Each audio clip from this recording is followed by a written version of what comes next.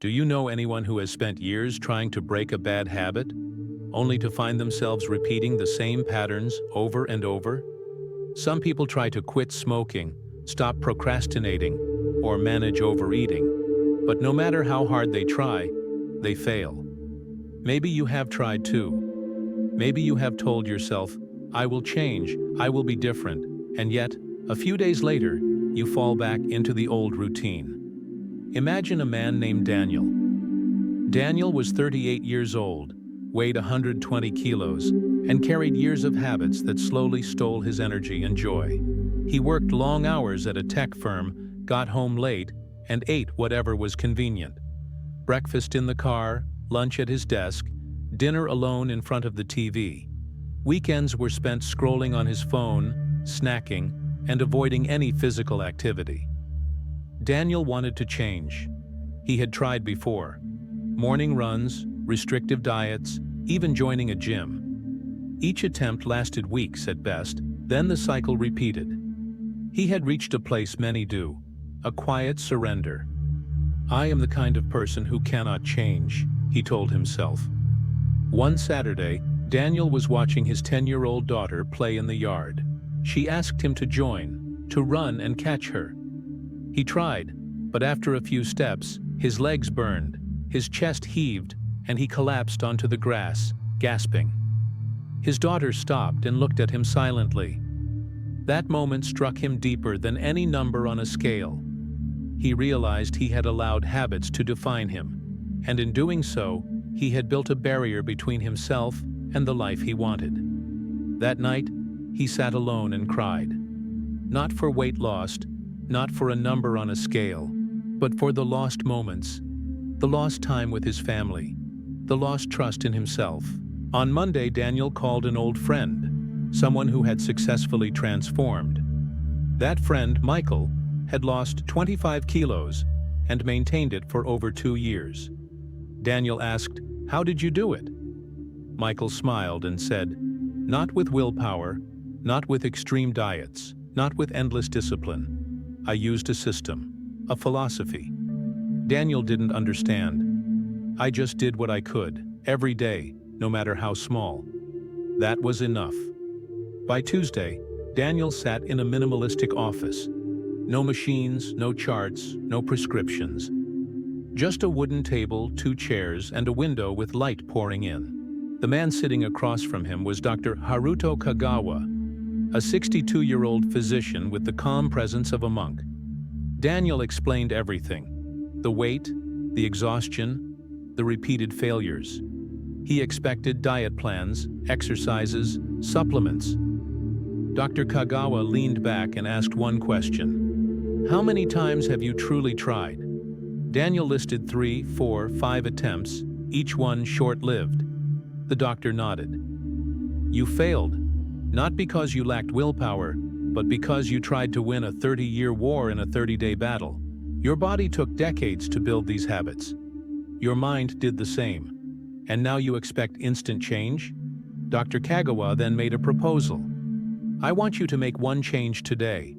One so small it seems almost meaningless. One that feels too easy to matter. Do you accept?"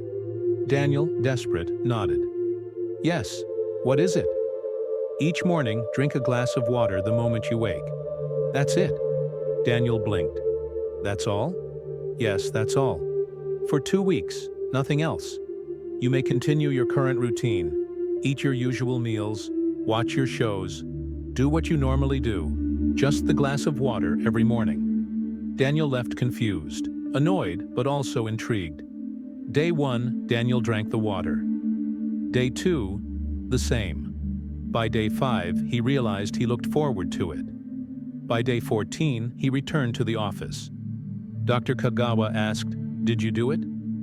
Daniel nodded. "I did." Nothing had changed outwardly, but everything had changed inwardly. He had proven to himself that he could keep a promise. That proof, Dr. Kagawa explained, is more powerful than any diet, any exercise plan, any motivational speech. From this foundation, Dr. Kagawa introduced the next step. Have your portion sizes at dinner. Keep the morning water. and eat only half of what you normally would. Still, you may have seconds if you remain hungry after 20 minutes. Daniel hesitated, but he remembered the past 2 weeks. He could do it? He agreed. Then he added the third step. Walk 20 meters every morning after drinking water. The mailbox, just the mailbox. The goal was not exercise, it was habit formation, gentle reintroduction of movement, and rebuilding trust in his own discipline. Weeks passed. Daniel adhered to the routine. Water, half plate, walk. Slowly, the small victories began to accumulate. He lost 3 kilos in the first month, but more importantly, he felt alive. He could play with his daughter without stopping. His mornings had structure. His mind had control. Dr. Kagawa explained that this was Kaizen, the art of continuous incremental improvement. 1% better each day.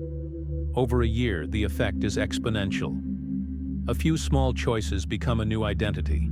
Alongside Kaizen, Daniel learned HARA HACHI BU, the Okinawan principle of eating until 80% full, the discipline of moderation. He learned WABI-SABI, the acceptance of imperfection, realizing that one day of overeating does not erase weeks of progress. He learned GAMBARU, perseverance, the quiet endurance of discomfort for long-term gain. Each philosophy was a layer of transformation. Months passed. Social events tested Daniel. Holidays brought indulgence. Stress returned. Yet every stumble was met with return. Water in the morning, half plate at dinner, short walks. The frequency and intensity of setbacks decreased as his brain rewired itself to expect and accept small, consistent actions. By 6 months, Daniel had lost 20 kilos. He could run, play, lift his children. By 9 months, he lost 30 kilos, and his energy transformed his relationships. His wife noticed his presence. His children noticed his attention. The transformation was not only physical, but deeply relational. Dr. Kagawa once asked, "Why do you do this?" Daniel paused. "For my children, to be present, to enjoy life, to be someone who keeps promises to himself, not to be thin, not to be perfect, but to be reliable, consistent, human." That became Daniel's Ikigai, his purpose. The habits were the vehicle, not the destination. In 1 year, Daniel weighed 85 kilos. He maintained a consistent routine. Water, mindful eating, gentle movement. He had relapses, yes, but none threatened the system. The habits had become identity. He no longer needed motivation. His actions flowed naturally because he was now the kind of person who follows through. His family adopted aspects of his discipline. His children woke early to play outside. His wife embraced mindfulness. Change became contagious, permissive, not forced. Dr. Kagawa summarized the system in 5 words.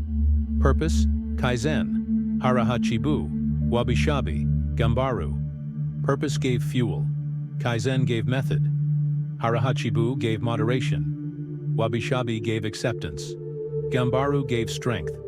The system could be applied to any habit, any addiction, any area of life. One step at a time, one microscopic choice at a time, and consistency becomes identity. The final lesson Daniel learned was impermanence and patience. Transformation is not instant. It is slow, cumulative, and intimate. A glass of water, a small walk, a half plate, these are not trivial. They are keystones. The cumulative effect reshapes the mind, rewires the nervous system, and solidifies character.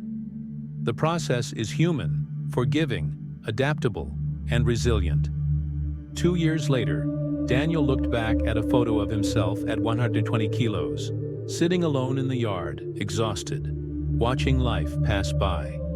Next to it was a photo of him actively playing with his children, laughing, alive, fully present. The transformation was not only physical, it was philosophical, relational, emotional, and existential. He had destroyed bad habits not by fighting them with sheer will, but by building a system that worked with his humanity, respecting imperfection and consistency. This is the true power of the ancient Kaizen discipline. Not a diet, not a workout plan, not a pill, not a miracle. A system of small, intentional steps that over time become unstoppable. The question for you is not what habit to break, but what is the smallest change you can commit to today? 1 glass of water, 1 minute of focus, 1 short walk, 1 page of reading. Commit to it for 2 weeks and prove to yourself that consistency is possible. From there, build again, 1 step at a time. Small victories compound into identity. Stumbles happen. Return anyway. Failure is temporary. Consistency is permanent. The system works for any habit, any goal, any life. It destroys old limitations and builds something stronger. A disciplined, present, human self. Purpose, method, moderation, acceptance, perseverance. These are not lessons. They are a life. Begin now. Choose the smallest action, do it tomorrow morning, and follow it for 14 days. Let the proof of your commitment be the first brick in a new identity. 1 small choice, 1 day at a time, forever.